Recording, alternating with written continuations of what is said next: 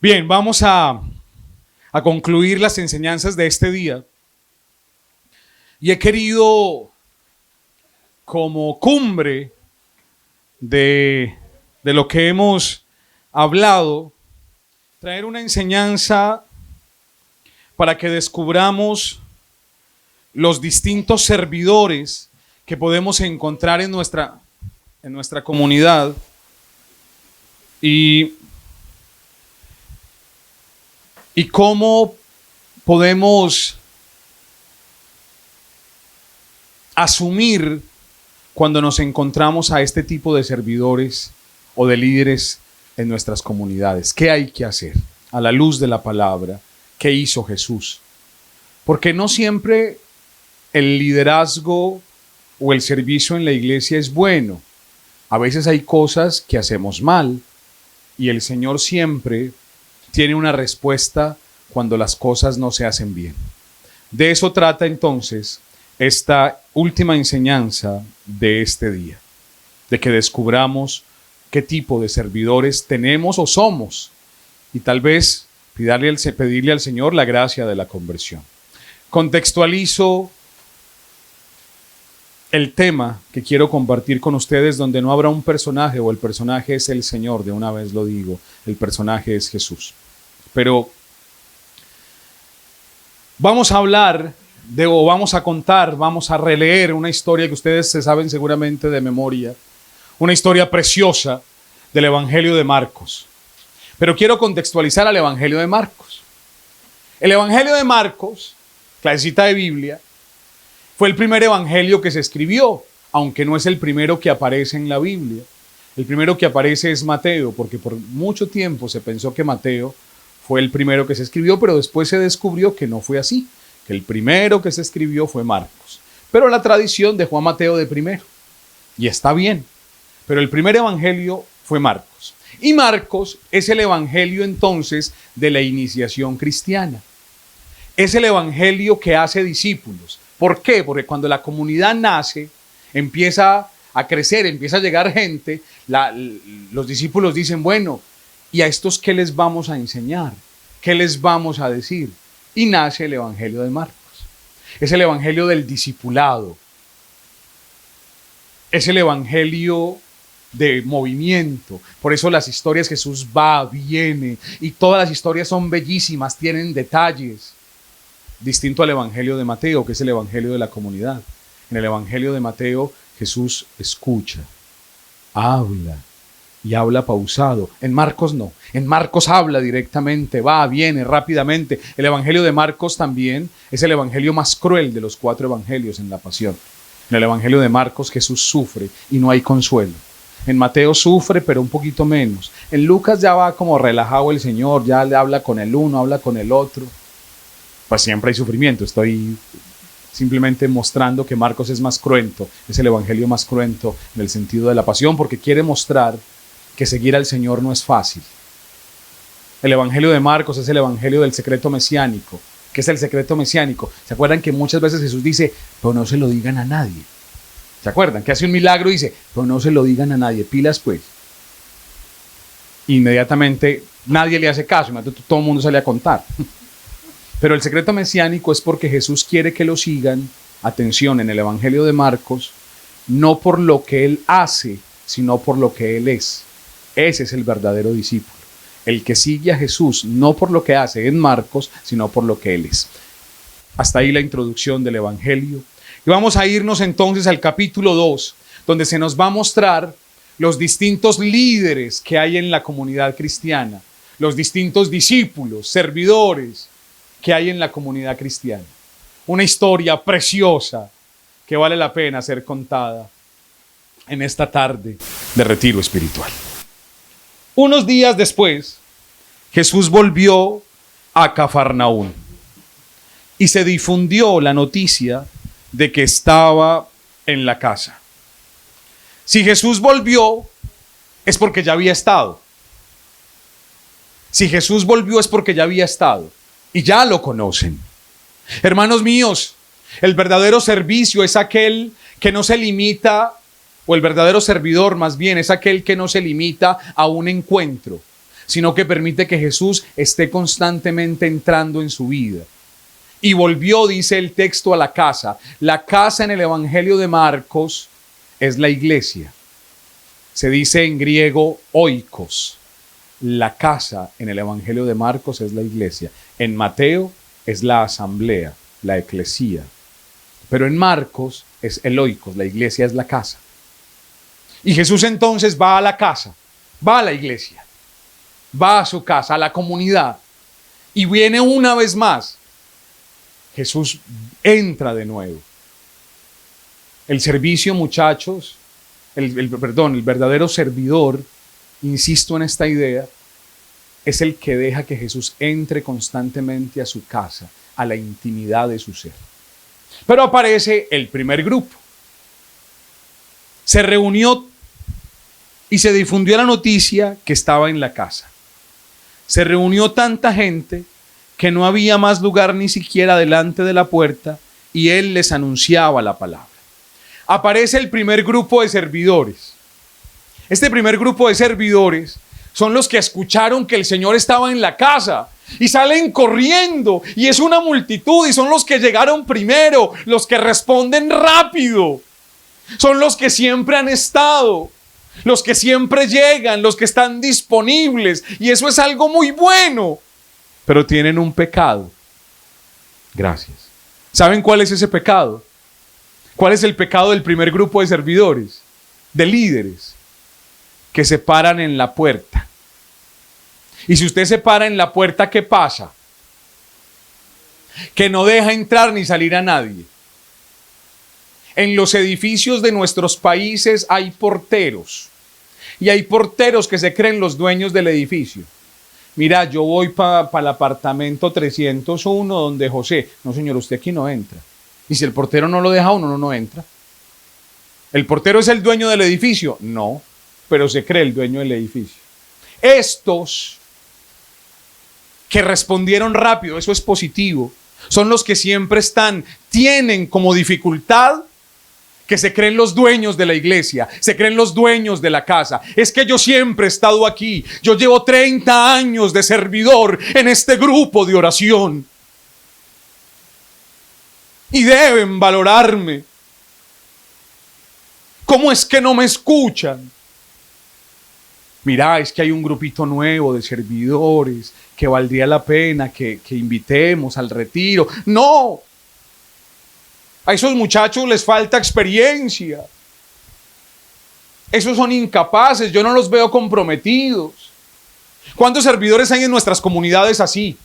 Que siempre responden y son buenos, llegan rápido, pero que se creen los dueños de la iglesia, que se creen los dueños del grupo de oración, que se creen los dueños del Espíritu Santo.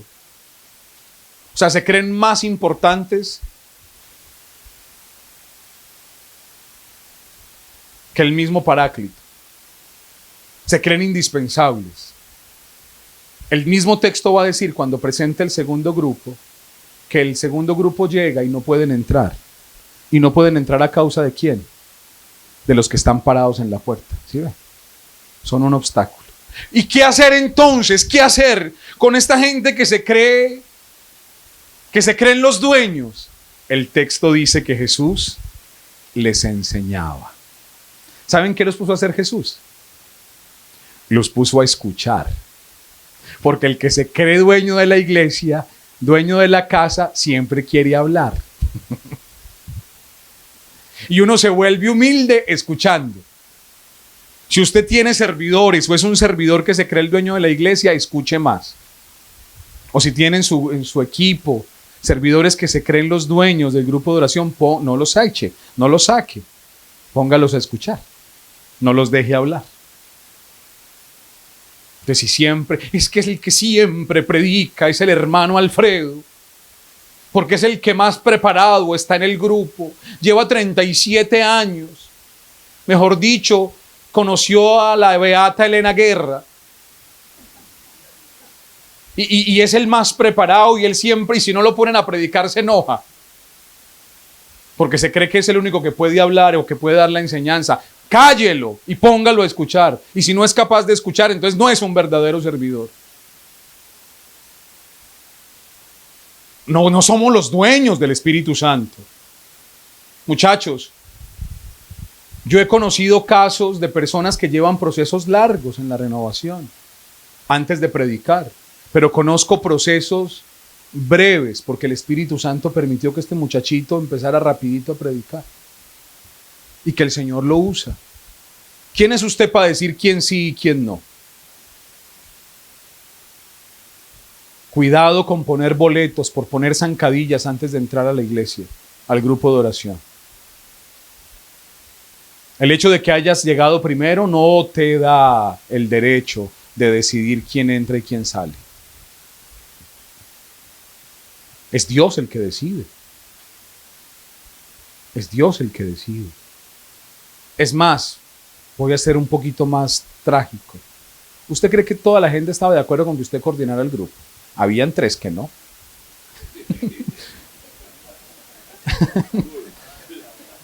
Y usted está. ¿Qué más vamos a hacer? ¿Quién decidió? Mi Dios en la asamblea después de un discernimiento. ¿Qué hacemos? Porque usted no es el dueño. Por eso usted en una elección de equipo timón, una elección de coordinador, cuidado con tratar de manipular las cosas, porque se está creyendo dueño de la casa. Uno en una elección, en eso el Papa Benedicto, acuérdense del discurso antes de la elección cuando le eligieron al Papa, ¿se acuerdan? Él dijo, el corazón, el nombre, le dijo a los cardenales, el nombre del nuevo Papa ya está en el corazón de Dios. A ustedes y a mí nos toca leer el corazón de Dios. Cuando tengan una elección, algunos tienen elecciones pronto, creo que en enero hay elecciones. Piensen en eso. Una elección no es venir a hacer campaña. Una elección es venir a orar y leer el corazón de Dios. Elegimos al que Dios quiso. Leemos el corazón de Dios. Si usted empieza a hacer campaña, es de los que se paró en la puerta, que se cree el dueño de esto. Cuidado, cuidado. Primer grupo. No es un grupo malo tampoco, pero se creen los dueños del chuzo. Se creen los dueños de la casa. Y el Señor les responde poniéndolos a escuchar. Porque el que se cree dueño de la casa siempre quiere hablar y cree tener la última palabra. Por eso el Señor no los deja hablar. Es Él el que habla. Segundo grupo, porque la historia apenas está empezando. Y les anunciaba la palabra. Le trajeron entonces a un paralítico, llevándolo entre 4 hombres. Y como no podían acercarlo a él a causa de la multitud, ¿sí ven? A causa de los que llegaron primero, levantaron el techo sobre el lugar donde Jesús estaba y haciendo un agujero descolgaron la camilla con el paralítico. Al ver la fe de estos hombres, Jesús dijo al paralítico, hijo, tus pecados te son perdonados. Segundo grupo. Este segundo grupo llegó después, pero llegó después por una razón sencilla. Se acordaron que había un hermanito enfermo. Y entonces dicen, hombre, Jesús está en la casa, traigamos al paralítico, ¿se acuerdan? Vamos. Y es un grupito seguramente más de 4, solo que 4 cargan la camilla, pero el grupo es más grande. Entonces van por el paralítico y lo traen. Pero cuando lo traen, este grupo se encuentra con una dificultad. ¿Cuál es la dificultad? Que no pueden entrar. Y no pueden entrar a causa del primer grupo. Que miren, es que el primer grupo por eso tiene su dificultad. Hombre, si hasta nosotros hacemos un congreso de sanación y a los paralíticos los ponemos adelante. En cambio estos no dejan entrar al pobre paralítico. Pero este segundo grupo, es un grupo que usa la imaginación. Quien fuera el superior de los jesuitas antes del venezolano, el padre Nicolás, nos visitó en una conferencia en Roma y al final de la conferencia podíamos hacer preguntas y alguno de los padres le preguntó al padre Nicolás, le preguntó, padre, usted que es el superior de los jesuitas y que viaja por todo el mundo, ¿Qué recomendación daría a los sacerdotes de hoy? Hablaba en contexto sacerdotal, pero esto aplica para todos los servidores. Y él dijo, miren, hay 3 consejos. Yo creo que el cristiano de hoy, no solo dijo él, no solo los sacerdotes, los cristianos de hoy tienen que tener 3 características, dijo. La primera característica es que sean creativos. Creativos. Entonces, cuando yo predico de Marcos 2, pienso en ese grupo, creativos. Y se volvieron muy creativos. Hombre, ¿qué hubiera sido lo más fácil? Llegamos con el paralítico. Hombre, es que el paralítico no es mudo. Empecé a gritar, Jesús, ayúdame, ayúdame. Y todos a hacer barra, ayúdalo. Pues más fácil, no. Pero esto les dio por volverse muy imaginativos, pero se vuelven atrevidos, se arriesgan. La fe es esa. Este grupo por eso me encanta, porque tienen una dificultad. ¿Y qué hacen? Buscan una solución, una solución extrema, porque se suben a una casa que no es de ellos. O sea, y rompen el techo, o sea, después hay que arreglarlo. Pero no solo eso. Subí pues al paralítico, es que el paralítico nos va a poder ayudar. Hombre, lo subimos, bájalo de allá. Se nos cayó el paralítico. Milagro de resurrección. Más complicado, lo mataron. El verdadero servidor se vuelve creativo, muchachos. Ven, no se queda quejándose, diciendo, ay, mira, no nos dejaron entrar, devolvámonos para la casa. No, devolvámonos para la casa, vamos para el techo. Por algún lado. Miren, la renovación no nos querían en muchas iglesias. ¿Y cómo nos metimos? Siendo catequistas, trayéndole anchetas al padre, llevándole pupusas, hasta que el padre dijo, ay, bueno, me tienen hasta aquí, hagan pues ese bendito grupo de oración, pero de media horita nomás, no se demoren más y no griten. Bueno, padre, listo. Nos volvimos imaginativos, que había un festival y los primeros que llegaban eran los carismáticos a ayudar. Así nos ganamos el espacio, con imaginación, con creatividad. Es que el padre no nos quiere, pero empezaron a quererlo. Padre, le trajimos esto. Mire, padre, cómo estamos rezando por usted. Y el padre miraba como...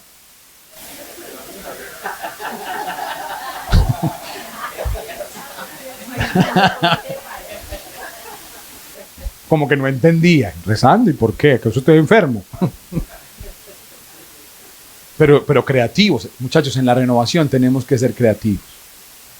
Porque hay obstáculos y este grupo de servidores nos enseña que hay que ser creativos. Para no dejar la idea en punta, el padre Nicolás dijo 2 cosas más que me parecen importantes.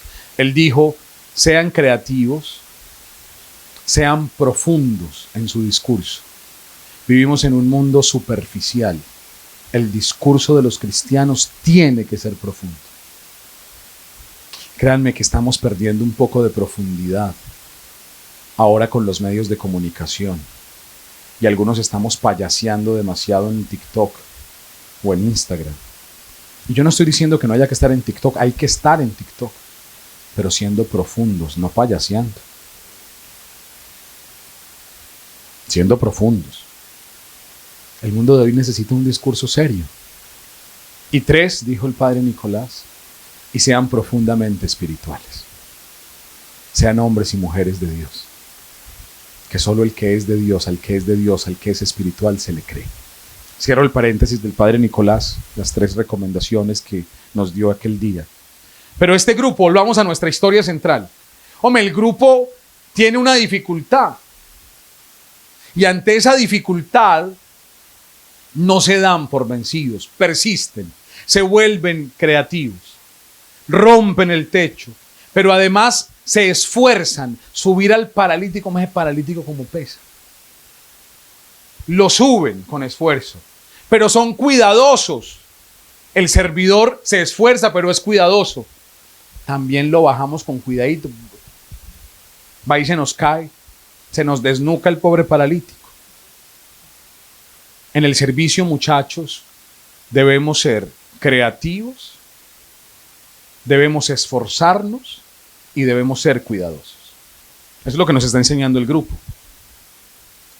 Este segundo grupo. Y Jesús, al ver la fe de estos hombres, le dijo al paralítico, hijo, tus pecados te son perdonados. Bellísimo. ¿Ven la respuesta de Jesús? La respuesta de Jesús es el subrayar la fe de estos hombres. ¿Qué fe tienen? Y responde perdonando los pecados, es decir, dando una nueva vida. En Marcos significa perdonar pecados, es dar una nueva vida. Pero la historia sigue. Unos escribas que estaban sentados allí pensaban en su interior: ¿qué está diciendo este hombre? Está blasfemando. ¿Quién puede perdonar pecados sino Dios? Jesús, advirtiendo enseguida que pensaban así, les dijo: ¿qué están pensando? ¿Qué es más fácil, decir al paralítico: tus pecados te son perdonados, o levántate, toma tu camilla y camina? Para que ustedes sepan que el Hijo del Hombre tiene sobre la tierra el poder de perdonar los pecados, dijo al paralítico: yo te lo mando, levántate, toma tu camilla y vete a tu casa. Aparece un tercer grupo, muchachos. Un tercer grupo. Ese tercer grupo es el de los escribas. Estos nunca supimos cuándo llegaron, pues ya estaban sentados. O sea, estos llegaron antes de los primeros. Pero están sentados, atención, cada detalle es importante aquí. Están sentados. Es decir, están acomodados, apoltronados. Este es el grupo de los que siempre han estado. Ahora, perdónenme, no quiero ser ofensivo. El hecho de llevar mucho tiempo en la renovación no es una ofensa. O sea, no se trata, porque ahorita dirá, pues es que yo llevo 30 años, entonces todo esto es para mí. Absolutamente no. O sea, no es un pecado llevar muchos años en la renovación. Claro que no. El problema es la actitud con la que estoy hoy después de muchos años, eso sí. Así que estos llegaron, no supimos cuándo, pues están sentados. Estos son los servidores, los líderes que ya no sirven, sino que quieren que los sirvan. Por eso están sentados. Es el servidor que se acostumbró a que siempre solo puede predicar. Entonces, si hay un seminario en mi grupo de oración, yo predico siempre en el seminario de vida del Espíritu, o predico cada semana, o hago la oración. Ya es el servidor que no se le puede decir: hermano, entonces este fin de semana nos ayudas, ayudando en la cocina. ¿En la cocina? Que yo siempre he predicado. Yo soy predicador. Cuando llegamos ayer, yo molestaba porque el primero que dio ejemplo al llegar aquí, lo digo públicamente porque me pareció bonito, cuando llegamos había que bajar todas las cosas, el agua y no sé qué. Y el primero que cogió a cargar cosas fue el padre. A mí me dio pena y dije: pues yo también, ¿cómo no soy el predicador? Pero hasta yo bromeé y dije: esto no está en mi contrato. A mí me trajeron a predicar. Pero me encantó, de un gesto tan simple, es el asesor, pudo llegar a decir: bueno, hágale pues, bajen. Me recordó precisamente esta enseñanza de hoy. Me recordó que aunque estemos en los primeros puestos, no se nos puede olvidar que tenemos que seguir sirviendo. Cuidado con acomodarnos. Cuidado con aparecer siempre sentados como los escribas. Pero el gran problema de los escribas no es que estén sentados. Ya ese es un problema. Pero hay un problema más grande. Hay un problema más grave. Y es que no son capaces de decir lo que piensan. Porque el texto dice que lo pensaron, no lo dijeron. El texto dice: y pensando en su interior dijeron: ¿y quién es este hombre para perdonar pecados? Está blasfemando. No lo dicen. El gran pecado de este tercer grupo es la hipocresía, que no dicen lo que piensan. Y el texto bellamente muestra a Jesús, por eso Jesús es el personaje central. Dice: inmediatamente, Jesús dándose cuenta les dijo. Pero el inmediatamente importa, porque contra la hipocresía, muchachos, hay que actuar rápidamente. Si ustedes en su comunidad tienen servidores que ustedes han identificado, que lastimosamente y con dolor viven en la hipocresía hay que confrontarla ya, ahora. Porque la hipocresía da división, la hipocresía divide. Y la división es obra del maligno. La división y la hipocresía hay que confrontarlas. ¿Qué hace Jesús? Los confronta. Dice: ¿están pensando eso? Pues para que vean, ellos acaban de decir: solo Dios o el Hijo de Dios puede perdonar. Marcos bellamente el argumento lo voltea y dice, pues para que vean que yo soy Dios y que no solo perdono pecados, sino que puedo curar al paralítico. A ti te digo, levántate. ¡Ah! Jesús muestra en el capítulo 2 que es Dios, que puede perdonar pecados, que puede hacerlo, que es el Hijo de Dios, que es el Mesías, el esperado. Pero cuidado con este tercer grupo. Cuidado con este tercer grupo. Es un grupo peligroso porque es hipócrita. Porque es un grupo, no solo está acomodado, sino que solo están criticando. Es el grupo que está viendo todo para hablar mal de los demás, de las decisiones que toman. Perdóneme, y con tristeza tengo que decirlo, en todas las comunidades hay personas que pertenecen a este grupo. Que haga lo que usted haga, siempre están criticando, pero criticando a las espaldas, con hipocresía. De frente, ¡ay, hermanito! ¡Qué unción! Además tienen voz así como medio chillona, yo no sé por qué. Ya estoy bromeando. Hermanito. Y después va a decir, ay, no, es que él siempre quiere predicar, él siempre está... Con esas personas, la mejor manera de ayudarlas es por ayudarlas, no es por ser malos, es confrontándolos con amor.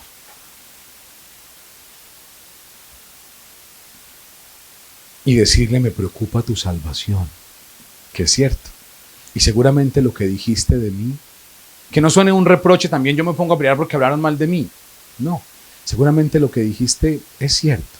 Yo soy tan débil, yo soy tan frágil. Pero la próxima vez me lo dices a mí y así yo también me puedo convertir. Me preocupa tu salvación. Y si no me lo dices a mí, tu salvación está en juego. Así que no sientas que estoy haciendo un reclamo por mí. Te estoy diciendo esto por ti. Suena más bonito, no, más duro, pero... Claro. Que no suene pues como usted ha resentido diciéndole, es que me dijeron que usted dijo, y eso se vuelve como un escándalo y se vuelve como, y entonces el otro hipócrita dice, yo no dije, a ver, tráigala, la chismosa que le dijo, y termina todo el mundo, entonces llaman al asesor y el asesor no sabe qué hacer, pero quién dijo, cómo fue, a qué hora, y se forma un lío peor. No, no es así. O sea, no es que usted haga un reproche por hacerlo, es que nos preocupa la salvación del hipócrita. Y por eso decir, seguramente usted lo que dijo, hermano, tiene razón, somos tan limitados. Pero la corrección es, dígamelo a mí. Porque yo también necesito seguramente corregirme. Dígamelo a mí. Si no me lo dice a mí, ¿cómo me voy a corregir? Si no me lo dice a mí, ¿cómo nos vamos a salvar juntos? Se condena usted y me condeno yo. Así que busquemos la salvación. ¿No les parece más bonito así? Que no sea pues como usted ir a hacer reclamos también porque me dijo y usted con qué derecho está hablando mal de mí. Y se vuelve también una pelea tonta. No es como de revanchismo. No, lo hacemos corrigiendo por amor a la otra persona. Jesús los corrige y dice, para que vean que yo tengo poder. Jesús no se pone a decirles, ustedes malpensados, desgraciados, ¡ah! No, Jesús dice, pues para que vean que lo que ustedes están pensando es que yo no tengo poder, pues vean que sí tengo poder, basta. Los confronta, inmediatamente los confronta, pero no es revanchista, Jesús no es revanchista.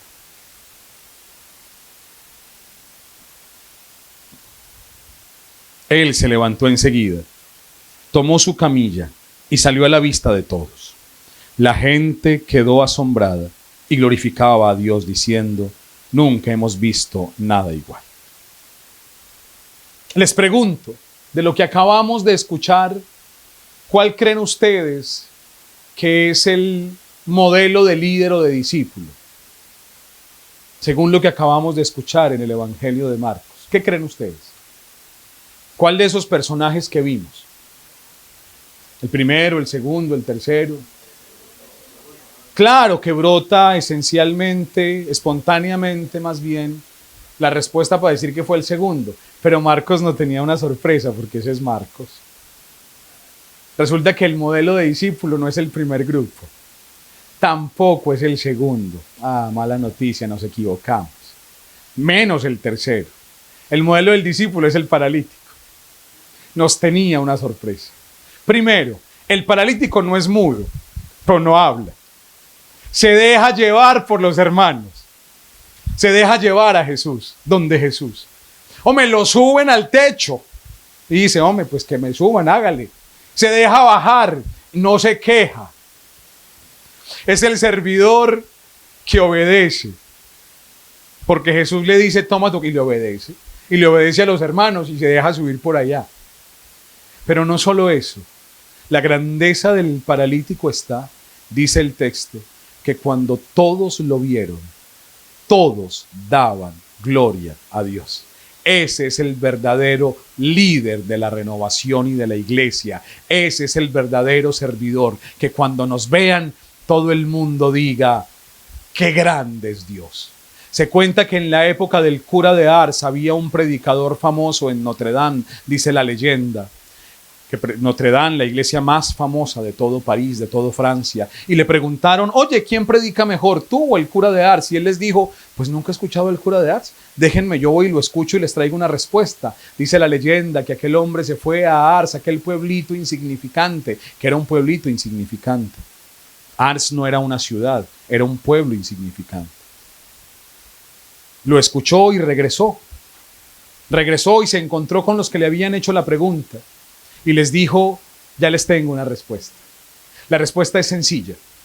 Cuando la gente escucha al gran predicador de Notre Dame, o sea, a mí, no yo, o sea, estaba contando en la historia.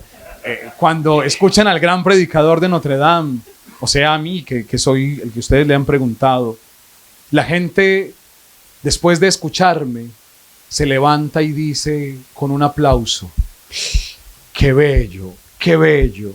Qué hermoso habla de Dios.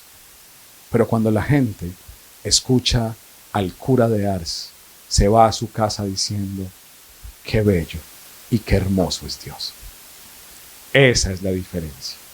Que no digan qué hermoso habla de Dios, sino que la gente diga, qué hermoso es Dios, al vernos y al escucharnos. El paralítico regresó a su casa con su camilla como signo del milagro recibido. No deja la camilla, se la lleva, para que no se le olvide quién es y de dónde fue rescatado. Se la lleva y cuando todos lo vieron, todos glorificaban a Dios, todos. Y ese todos incluye hasta los que estaban sentados ahí. Aquel grupo que estaba acomodado, el grupo de hipócritas, todos. El todos los incluye a todos. ¿Quién es el verdadero discípulo? El verdadero discípulo es el que escucha, es el que obedece. El verdadero discípulo, sobre todo, es el que es capaz de mostrar al mundo entero lo que Dios ha hecho en su vida. Ese es el verdadero servidor. Que cuando nos vean allá afuera, que cuando nos vean en nuestro grupo de oración, la gente pueda decir, qué bueno es Dios. Qué grande es Dios, porque no nos hemos presentado a nosotros mismos, porque nosotros no somos el ejemplo siempre será el Señor, el que ha tenido misericordia de nosotros. Qué grande es la misericordia de Dios que nos permite dar testimonio de su amor. No se trata de llegar primero, no se trata de llegar y sentarse. Se trata de obedecer, se trata de amar, se trata de recibir el perdón, se trata con el testimonio de la camilla, de que las demás personas glorifiquen al Señor. Un servidor en la renovación católica, carismática, un líder, solo se preocupará para que las demás personas glorifiquen al Señor. No busca aplauso, no busca reconocimiento, no busca la coordinación. Busca sin duda que los demás glorifiquen al Señor. No sueñen, hermanos míos, no sueñen con ser grandes predicadores. Miren, se los digo de corazón, yo he viajado por más de 40 países predicando. Pero los momentos más extraordinarios de mi ministerio no los he vivido frente a un público de 20 o 30,000 personas. Los momentos más importantes de mi vida sacerdotal los he vivido confesando a un solo fiel, donde nadie más se dio cuenta llevaba 40 años sin confesarse. Qué grande ser sacerdote, no para las multitudes. Qué grande ser sacerdote para que esa persona pueda glorificar a Dios. No busquen la multitud, no busquen el reconocimiento, busquen que así sea una persona pueda glorificar al que es bueno y misericordioso. Amén.